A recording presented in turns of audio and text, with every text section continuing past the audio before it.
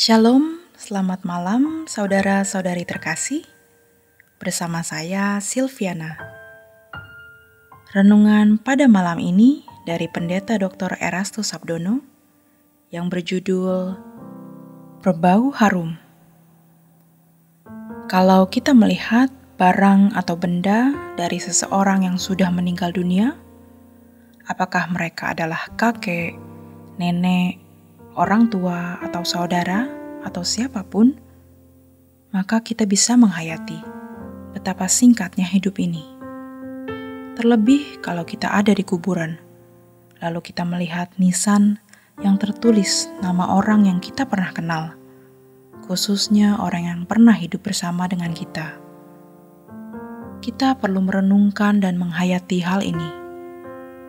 Manusia itu datang dan pergi. Namun kenyataannya, hampir semua orang lupa.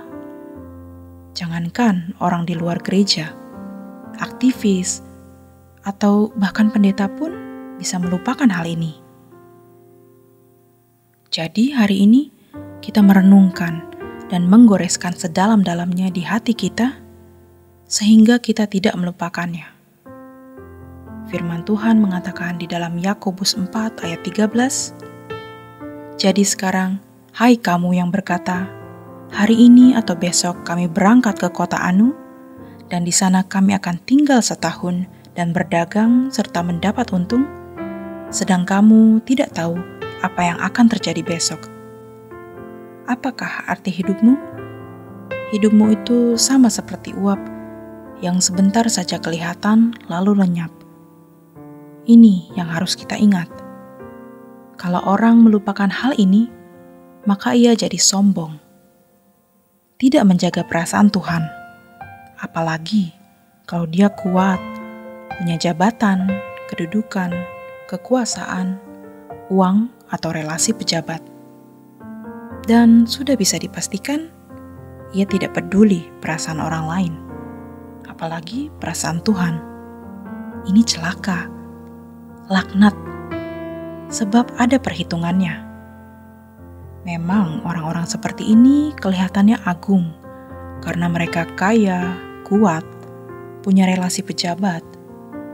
Namun sejatinya mereka membangun laknat. Orang-orang seperti ini berbau busuk di hadapan Tuhan. Jangan jadi manusia yang bau. Jadilah manusia yang harum. Jadi, biarpun kita miskin, di pandangan mata kita, manusia bau. Tetapi dalam pemandangan Tuhan, kita harum. Ayo, kita berubah. Jangan tidak berubah.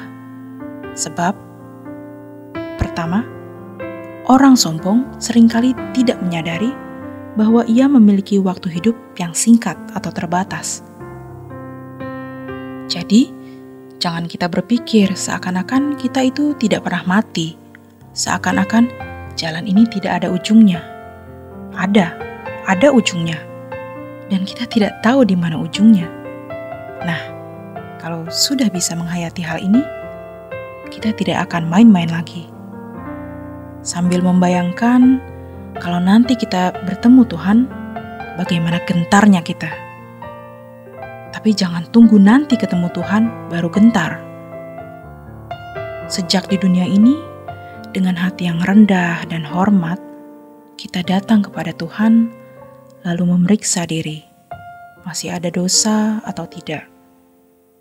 Kita akan dibimbing Tuhan, pasti Tuhan pimpin. Karena setiap saat kita bisa mati. Kita mesti benar-benar membawa diri kita benar di hadapan Tuhan. Kalau hanya ke gereja seminggu sekali atau seminggu 2 kali, pasti kita masih menjadi manusia asing di hadapan Tuhan. Setiap hari kita harus datang dan setiap saat kita menghayati bahwa Allah hidup, hadir, menyertaiku. Mata Tuhan melihat. Jangan jadi manusia asing di hadapan Tuhan. Mumpung masih ada kesempatan. Karena hidup kita seperti uap, dan kita tidak tahu kapan berakhir. Kalau kita tidak menemukan tempat di hadapan Tuhan, Sejak di bumi ini, jangan harap punya tempat di hadapan Tuhan nanti. Hidup hari ini di bumi yang sudah terkutuk sangat susah. Makanya kita harus arahkan fokus hidup kita ke langit baru, bumi baru. Ini tidak membuat kita jadi aneh. Kita tetap memaksimalkan potensi, kerja keras, bertanggung jawab, tapi fokus kita di langit baru, bumi baru. Kedua, orang sombong tidak mau mengerti kehendak Tuhan dalam hidupnya. Maka dikatakan dalam ayat berikutnya, kamu tidak tahu apa yang akan terjadi besok. Apakah arti hidupmu? Hidupmu itu sama seperti uap yang sebentar saja kelihatan lalu lenyap. Seharusnya kamu berkata, jika Tuhan menghendakinya, kami akan hidup dan berbuat ini dan itu. Bukan tidak boleh ini dan itu atau pergi ke kota anu, sebab manusia harus punya aktivitas. Melainkan jika Tuhan menghendakinya. Belajar dari pengalaman-pengalaman hidup, mari kita serius menjadi manusia yang berbau harum. Walau pada umumnya manusia itu hidup mau-maunya sendiri karena mereka pikir Tuhan tidak ada, atau kalau ada pun tidak mau berurusan dengannya. Namun kita harus menghayati bahwa Tuhan itu ada. Ia yang menciptakan kita dan Tuhan mau berurusan dengan kita.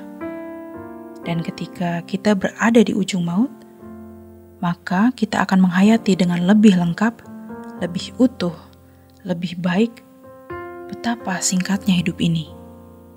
Ingat, ubah rutinitas hidup kita yang tidak berdaya guna membuat kita dewasa. Yang biasa bangun siang, sekarang bangun pagi. Yang biasa bergaul dengan sembarang orang, sekarang tidak.